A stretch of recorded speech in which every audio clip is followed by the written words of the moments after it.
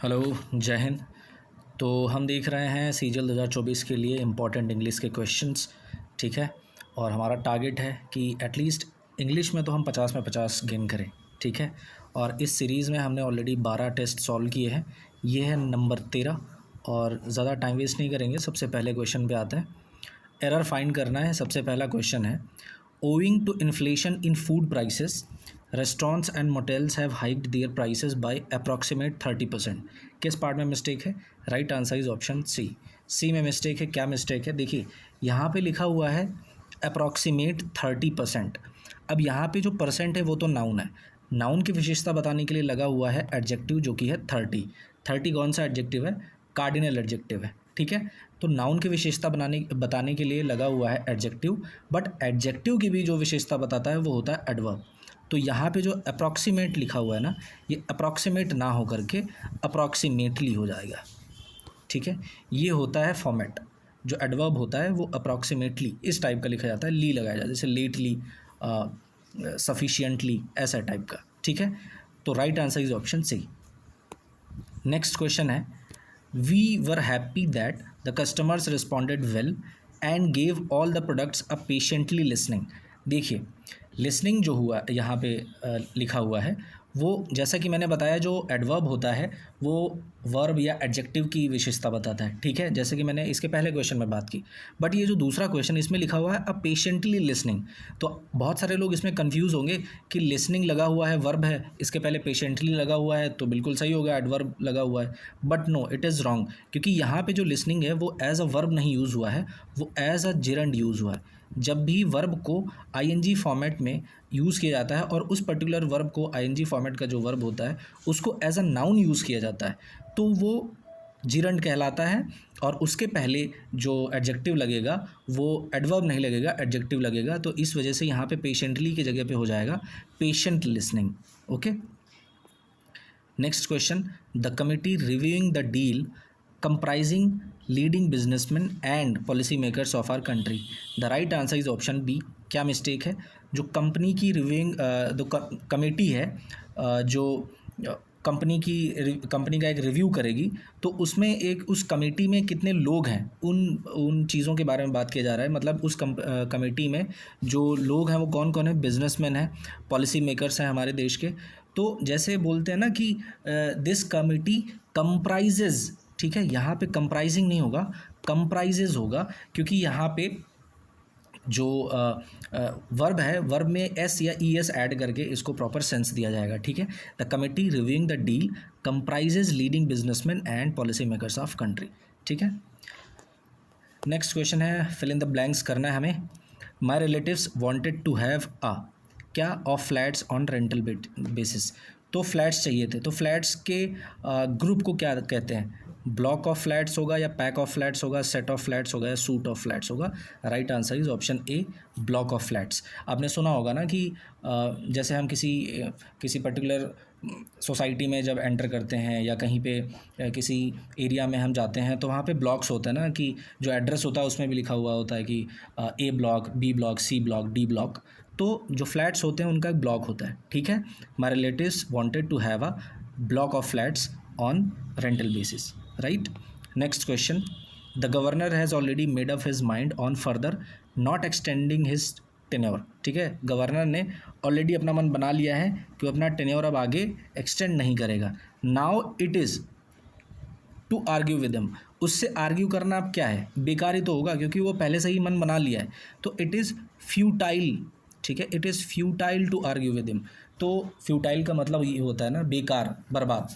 तो उससे बहस करना बेकार है, बर्बाद है, क्योंकि वो ऑलरेडी अपना मन बना चुका है। अच्छा, जो बाकी के शब्द हैं, जैसे कि वेग है, ठीक है। वेग का क्या मतलब होता है? तो वेग का मतलब होता है something that is not very clear, ठीक है, अस्पष्ट। कोहेरेंट क्या होता है? कोहेरेंट का मतलब होता है something that is logical and consistent. Hindi में इसको सुसंगत बोलते हैं, ठीक है। And what is contradictory? Contradictory होता है किसी एक चीज़ का विरोध करता हुआ दूसरा चीज़, ठीक है। जैसे हम बोलते हैं ना कि कॉन्ट्राडिक्टरी थॉट्स, तो अलग अलग विचार, एक दूसरे के अपोजिट विचार।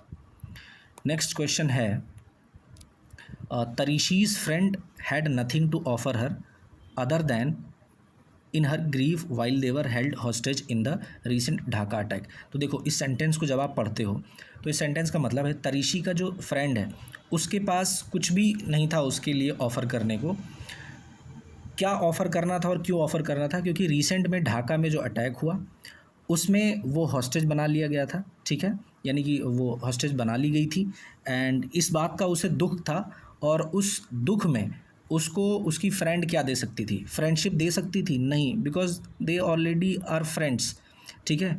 काइंडनेस दे सकती थी? क्या दयालुता दे सकती थी? नहीं भाई, दयालुता तो तब देती जब मान लो कोई एक सुपीरियर होता, एक इन्फीरियर होता, ठीक है। अब इन्फीरियर वाला प्रॉब्लम में है तो दया दिखा करके चलो छोड़ दिया, तो ये भी सेंस रॉन्ग होगा। सोल्यूशन तो कुछ दे नहीं सकती थी क्योंकि वो ढाका में अटैक हुआ था, वहाँ पे इसका कुछ रोल तो था नहीं, तो सोल्यूशन तो दे नहीं पाती। Right answer is option C, consolation. Consolation हम इंग्लिश में बात करते हैं, हम बोलते हैं ना कि कंसोल करो किसी को, जब कोई प्रॉब्लम में होता है तो हम उसको बोलते हैं ना कंसोल करो जा करके, तो हम क्या कहते हैं? सांत्वना देना। तो जब उसकी फ्रेंड हॉस्टेज बना ली गई थी, उससे वो दुखी थी, बाद में उसको क्या दिया गया? उसकी फ्रेंड आकर के उसको कंसोल करती है, कंसोलेशन देती है। राइट आंसर इज ऑप्शन सी।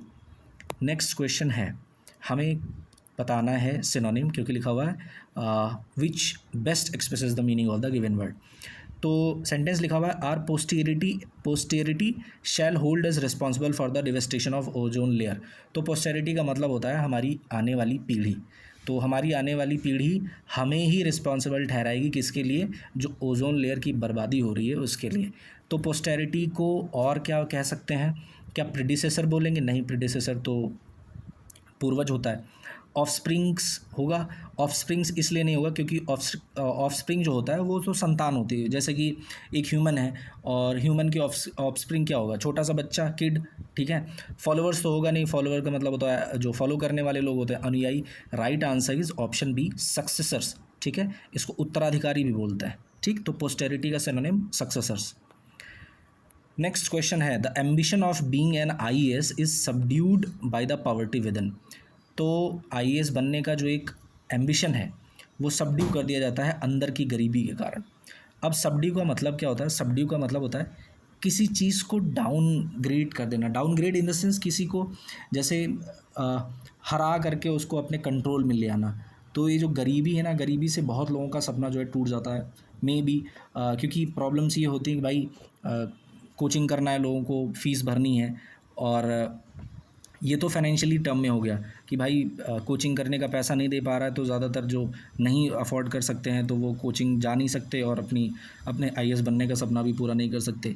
एक दूसरा जो सेंस है, जो फिलोसॉफिकल सेंस है, कि अंदर से गरीब होना। अंदर से गरीब होने का मतलब है you are not having proper will, आपके अंदर उतनी इच्छा शक्ति नहीं है किसी भी एग्ज़ाम के लिए, XYZ, चाहे वो आईएएस हो, आईपीएस हो, एनडीए, सीडीएस, एफकैट, पुलिस में जाना हो, कहीं भी जाना हो। अगर आप अंदर से गरीब हैं, अंदर से गरीब होने का मतलब अगर आपकी इच्छा शक्ति मजबूत नहीं है, आप उतने दृढ़ नहीं हो, तो फिर आप सबड्यू कर दिए जाओगे, ठीक है। तो सबड्यू का मतलब होता है आप हरा दिए जाओगे, नियंत्रण में लाए जाओगे, ठीक है। तो इसका सिनोनिम क्या होगा? मॉडिफाई होगा? नहीं। Challenged, affected, diluted. तो right answer is option B, challenged, ठीक है। चैलेंज करता है सामने वाला, ठीक, आपको कंट्रोल में लाता है। जब कोई चैलेंज करेगा तो आप थोड़ा सा एक समय के लिए सहमते हो कि भाई अभी तक तो मैं ओवर कॉन्फिडेंट था, सामने वाले ने चैलेंज किया है या गरीबी ने मुझे चैलेंज किया है, तो थोड़ा सा आदमी क्या होता है, जैसे डरता है, सिकुड़ता है, ठीक है। तो right answer is option B. Next question है, हमें ऑपोजिट बताना है, means we have to find antonyms. तो शब्द है the renowned author is always impartial in her writings. Impartial का क्या मतलब होता है? इम्पार्शियल का मतलब होता है जो पार्शियल नहीं है, ठीक है, जो भेदभाव नहीं करता है। तो जो भेदभाव नहीं करता है उसका उल्टा क्या होगा? जो भेदभाव करेगा, ठीक है। तो डिसकॉर्टियस होगा नहीं, डिसकॉर्टियस का मतलब है जैसे असभ्य व्यवहार करना। एंड इम्प्यूडेंट क्या होता है? इम्प्यूडेंट इज़ वेरी रूड, जैसे जो लोग होते हैं ना बहुत अशिष्ट होते हैं, रूड होते हैं, उनके लिए इम्प्यूडेंट होता है, तो वो भी नहीं होगा। डिसरिस्पेक्टफुल का मतलब होता है किसी की अवहेलना करना, किसी का अपमान करना, अपमान करने जैसा। तो ये तीनों तो होंगे नहीं। Right answer is option D, unfair. Unfair का मतलब होता है ना कि पार्शियल बिहेवियर, कि फेयर गेम नहीं खेला जा रहा है भाई, उसमें भेदभाव किया जा रहा है। तो इम्पार्शियल का उल्टा अनफेयर, ठीक है। Next question, we should not belittle the contribution of Pandit Jawaharlal Nehru. Belittle का मतलब होता है किसी चीज़ को या किसी व्यक्ति को अनइम्पॉर्टेंट बनाना, किसी को तुच्छ साबित करना, उसके बारे में कोई ध्यान ही मत देना, उसको इग्नोर कर देना, तो बिलिटिल होता है। अब इसका उल्टा क्या होगा, एक्सपैंड होगा, प्रेज होगा, एक्सटोल होगा, इन्फ्लेट होगा। एक्सपैंड का मतलब होता है किसी चीज़ को बढ़ाना या फैलाना, तो वो तो होगा नहीं। इन्फ्लेट क्या होता है, इन्फ्लेट होता है किसी चीज़ का साइज़ बड़ा करना, जैसे हम बोलते हैं ना, जैसे गुब्बारे में हवा भरते हैं, तो वी इन्फ्लेट दैट बलून। और एक दूसरा सेंस होता है जब महंगाई बढ़ती है, उसके लिए भी एक शब्द का इस्तेमाल होता है, इन्फ्लेशन, राइट। तो कोई चीज़ जब बढ़ती है, that is used in inflation, inflate, right. तो इन्फ्लेट तो होगा नहीं। अब इसमें दो चीज़ें हैं जिनमें लोग कन्फ्यूज़ हो सकते हैं, प्रेज़ और एक्सटॉल में, ठीक है। प्रेज़ का भी मतलब होता है बड़ाई करना, और एक्सटॉल का भी मतलब होता है बड़ाई करना, ठीक है। लेकिन दोनों में फ़र्क है। प्रेज़ तो नॉर्मली किसी की बड़ाई कर दी, बट एक्सटॉल जो होता है कुछ ज़्यादा ही बड़ाई करना, बहुत ही एंथुजियाज्म के साथ उसकी बड़ाई करना। तो यहाँ पे एक्चुअल में राइट आंसर होगा बिलिटिल का एक्सटॉल, ठीक है। क्योंकि बिलिटिल का मतलब होता है बहुत ही ज़्यादा एकदम तुच्छ समझ लेना किसी चीज़ को, ठीक है। और उसका जस्ट अपोजिट होगा एक्सटॉल, राइट। नेक्स्ट क्वेश्चन है, हमें करेक्ट स्पेलिंग बतानी है। तो इसमें से कौन सा ऐसा शब्द है जिसकी करेक्ट स्पेलिंग है। Indigenous, timidity, Herculean, sinister. तो इंडिजिनस की स्पेलिंग यहाँ पे गलत है, क्योंकि इंडिजिनस की जो स्पेलिंग है यहाँ पे डी के बाद में आई आएगा, ठीक है। और इंडिजिनस का मतलब क्या होता है, इंडिजिनस का मतलब होता है स्वदेशी, जैसे हम बोलते हैं ना, उसी पर्टिकुलर प्लेस का बना हुआ। जैसे इसमें लास्ट में ओ यू एस है, तो ये एडजेक्टिव है, ठीक। टिमिडिटी क्या होता है, कायरता। हरक्यूलियन क्या होता है, इसके पहले भी मैंने क्वेश्चन सॉल्व कराया था। हरक्यूलियन क्या होता है, हरक्यूलिस से बना है हरक्यूलियन, तो Herculean that requires a lot of strength and power, okay. Sinister क्या होता है, सिनिस्टर एक बहुत ही डरावना, जैसे कि जिसके इरादे ठीक ना हो, and sinister is also use in some sense of भूतिया टाइप, ठीक है। तो right answer is option A, इसमें मिस्टेक, ठीक। नेक्स्ट क्वेश्चन है, हमें इडियम या फ्रेज जो भी है उसका मतलब बताना है। क्वेश्चन है, some people have a habit of wearing their heart on their sleeves. तो कुछ लोगों की आदत होती है कि अपना दिल जो है कहाँ, अपनी बाह में लेके चलते हैं, स्लीव्स बोलते हैं ना। तो इसका लिटरल सेंस क्या आएगा, आप सोचोगे, दिल अपने हृदय को अपनी बाहों में लेके चलना, मतलब कि ये जो दूसरा ऑप्शन है ना, exposing their inner most feelings to other, मतलब हम बोलते हैं ना कि आपकी जो सबसे एकदम दिल के गहराई की जो भावना है वो सबके सामने आप एक्सपोज कर दे रहे हो, उसी को एक सेंस में बोला जाता है कि wearing their heart on their sleeves, ठीक है। अपना दिल सामने रख के पूरी दुनिया को दिखा रहे हो, भैया ये मैं हूँ, ये मेरी भावनाएं हैं। तो right answer is option B, exposing their inner most feeling to others. Next है, I ragged my brains to solve this difficult problems. तो रैक तो जानते ही हो, जहाँ पे बुक्स वगैरह रखी होती है। तो रैग्ड माई ब्रेन्स का क्या मतलब होता है, एक्चुअल में इसका सेंस होता है, आई रैग्ड माई ब्रेन्स का मतलब I subjected my mind to hard thinking. अब इसको ऐसे ही याद कर सकते हो, जैसे आपके घर में कोई रैक है, ठीक है, जहाँ पे ढेर सारी पुस्तकें रखी हुई हैं, और आपको एक कोई छोटी सी पुस्तक चाहिए जो उस रैक में रखी हुई है बट मिल नहीं रही है, तो आप क्या करते हो, पूरे रैक टू रैक आप ढूंढते हो, एक किताब पलटोगे, दो किताब पलटोगे, पूरा ढूंढते हो इधर से उधर कहाँ चली गई वो छोटी सी बुक। तो what you do, you are subjecting your mind to hard thinking, ठीक है। तो आई रैक्ड माई ब्रेन्स का मतलब I subjected my mind to hard thinking. Next है, Hitler was a dictator who ruled his subjects with a high hand. तो Hitler एक dictator था जिसने अपने सब्जेक्ट्स को रूल कैसे किया, विद अ हाई हैंड, ऊंचे हाथों से। तो जब आप हिटलर की फ़ोटो कभी भी देखोगे ना, तो उसमें एक सिग्नेचर पोज थी, वो राइट हैंड को ऊपर करके, एंड एक इसको सेंस ऐसे भी समझा जा सकता है कि जब कोई उठने की कोशिश करता है तो उसको दबा दिया जाता है, ठीक है। तो it is in a sense of oppressive, जब किसी को चीज़ को दबाया जाता है ना, तो उसके लिए एक शब्द होता है ऑपरेशन, ठीक है। वो ऑपरेशन होता है, जो ऑपरेट किया जाता है वो ऑपरेशन होता है, ये है ऑपरेशन। ऑपरेशन से बना है ऑपरेसिवली, ठीक है। यहाँ भी ये देखिए एडवर्ब है, ठीक है, लास्ट में VELY है, तो ऑपरेसिवली। सिंपैथेटिकली होगा नहीं, डेमोक्रेटिक तो हिटलर बिल्कुल नहीं था, कन्वीनियंट भी नहीं था, सिंपैथी तो थी ही नहीं, तो ये ऑटोमेटिक कट जाता है, ऑपरेसिव, ठीक है। नेक्स्ट क्वेश्चन है, सेंटेंस इंप्रूवमेंट करना है। Ashutosh Singh's new book hope for no brains land is an unique, देखो गलती इसी में है, क्योंकि यूनिक जो लिखा हुआ है हम लोग जनरली पढ़ते हैं कि AEIOU के पहले क्या लगता है, एन लगता है, बट एक्चुअल में ऐसा नहीं होता। उसका जो प्रोनाउंसिएशन होता है ना, उसके अकॉर्डिंग वहाँ पे ए और एन का यूज़ होता है। तो यहाँ पे जो यूनिक लिखा हुआ है इसकी स्टार्टिंग होती है यू से, ठीक है, या हिंदी का वर्णमाला या है, और ये व्यंजन होता है, कॉन्सोनेंट होता है, तो इसके पहले जो आएगा वो आएगा ए, ठीक है। तो यहाँ पे क्या इंप्रूवमेंट होगा, option C, a unique. Okay, next question है, Air India will start a morning aircraft from New Delhi to New Jersey to encourage cultural activities. इसमें दिक्कत क्या है, दिक्कत ये है कि एयर इंडिया क्या एक मॉर्निंग एयरक्राफ्ट स्टार्ट करने जाएगी। स्टार्टिंग एन एयरक्राफ्ट मीन्स कि स्टार्ट एयरक्राफ्ट है, उसमें चाबी लगाई है, जो भी है उसका जनरेटर ऑन किया, वो स्टार्ट हो गया, वो एक सेंस होता है starting a morning aircraft. But यहाँ पे एयर इंडिया एक फ़्लाइट की बात कर रहा है कि वो रेगुलरली क्या होगी कि नई दिल्ली से न्यू जर्सी तक जाएगी, तो उसका मतलब होता है कमेंस अ मॉर्निंग फ़्लाइट, ठीक है। तो यहाँ पे स्टार्ट अ मॉर्निंग एयरक्राफ्ट की जगह पे सही में जो यूज़ होगा वो है commence a morning flight. Next question है, the better the cinematography the more higher the price of maintenance and VFX production. देखो आपने आपने पढ़ा होगा जब एडजेक्टिव्स की डिग्रीज पढ़ते हो आप ना, तो उसमें होता है, एक होता है पॉजिटिव, एक होता है कंपैरेटिव, एक होता है सुपरलेटिव। तो यहाँ पे जब इस्तेमाल किया गया है मोर हायर का, तो यहाँ पे मोर ऑलरेडी कंपैरेटिव डिग्री है और हायर भी ऑलरेडी कंपैरेटिव डिग्री है, तो यहाँ पे दो बार कंपैरेटिव डिग्री का यूज़ जो है वो इलॉजिकल है।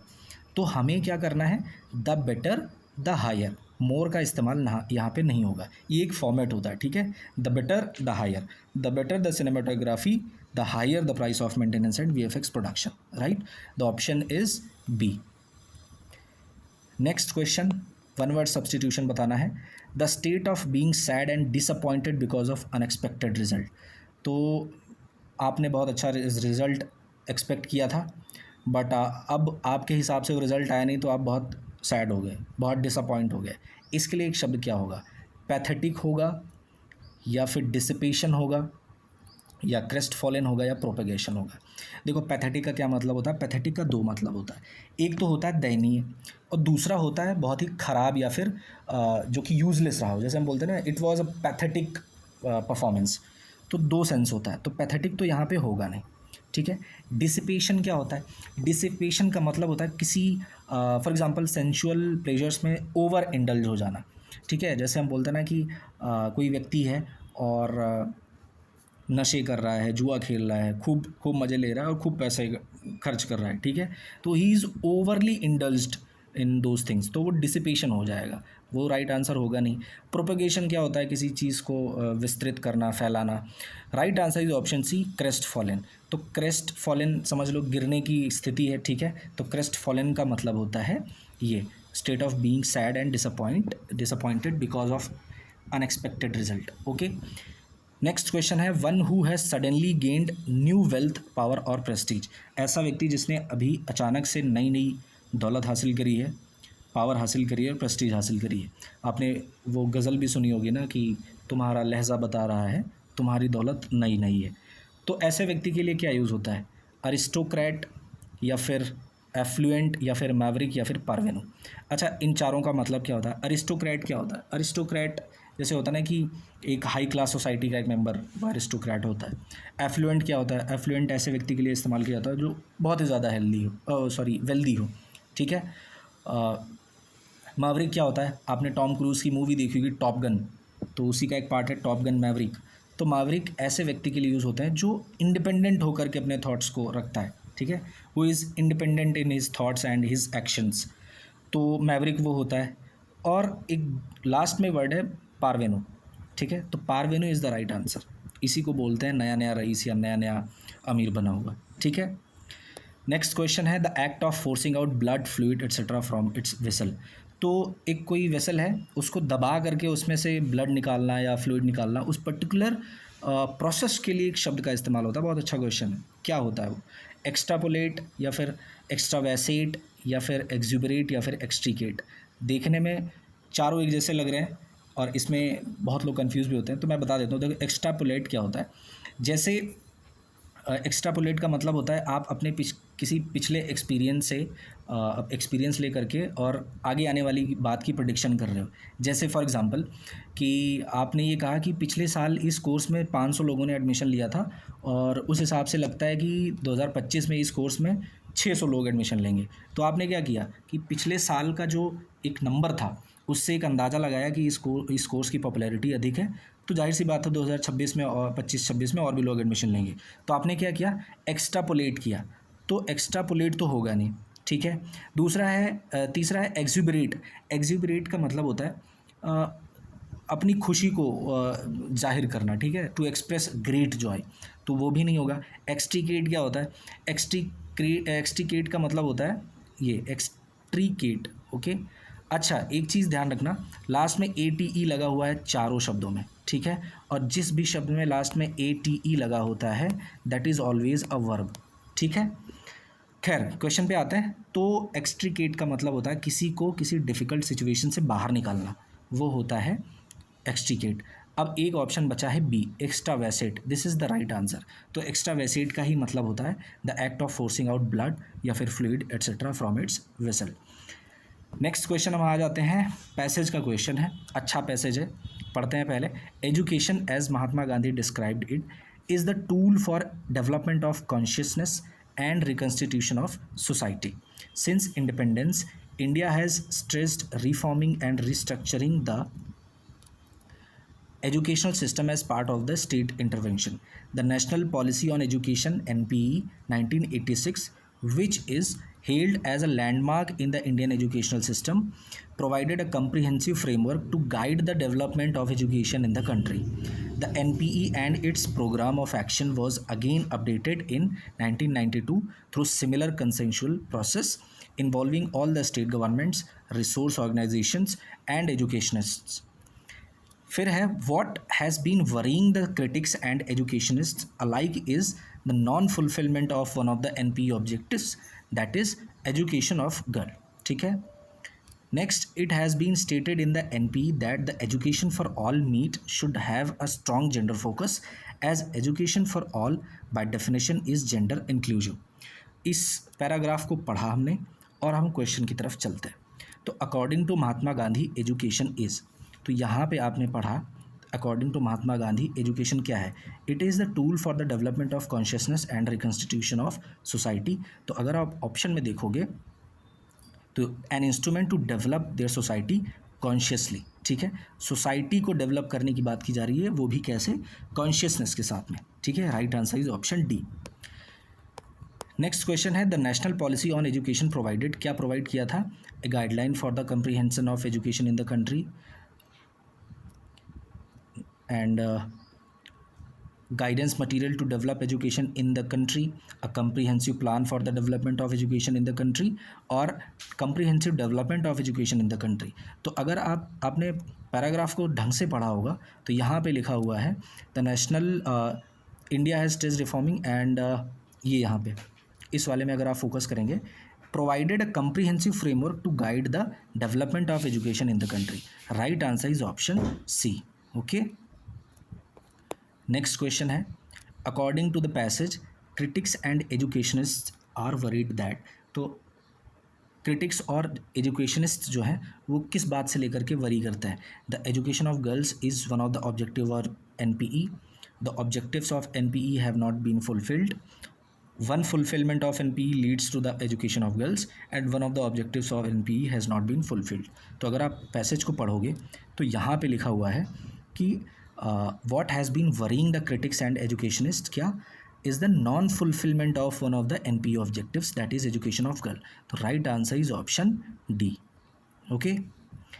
Next question, according to passage a strong gender focus means, तो gender focus वाला कहाँ पे आया था, यहाँ पे, ठीक है। education for all meet should have a strong gender focus as education for all by definition is gender inclusive, ठीक है। तो ऑप्शंस हैं a focus on the strength of gender, a focus on strong gender, a strong focus on gender bias, a focus on male female ratio। तो इसको पढ़ने से ये पता चलता है the right answer is option C, a strong focus on gender bias, ठीक है। नेक्स्ट है in the passage the author makes a plea for, इस पैसेज में ऑथर क्या कहता है, फ्री एजुकेशन की बात कर रहा है या फिर यूनिवर्सल एजुकेशन की या फिर द एजुकेशन ऑफ मेन या फिर एजुकेशन ऑफ वुमेन। तो अगर इसको आप पढ़ते हो तो इसमें एक मेन चीज़ ऑथर ने बताई है, क्या, एजुकेशन ऑफ गर्ल, ठीक है, एंड इधर जेंडर इंक्लूसिव, तो सिर्फ एक पर्टिकुलर जेंडर के लिए नहीं, जो गर्ल एजुकेशन है उस पर भी फोकस किया जाए। तो author makes a plea for the education of women, right. So these were the important 25 questions, ठीक है, जिनको हमने एक साथ डिस्कस किया। आई होप आपको समझ में आया होगा।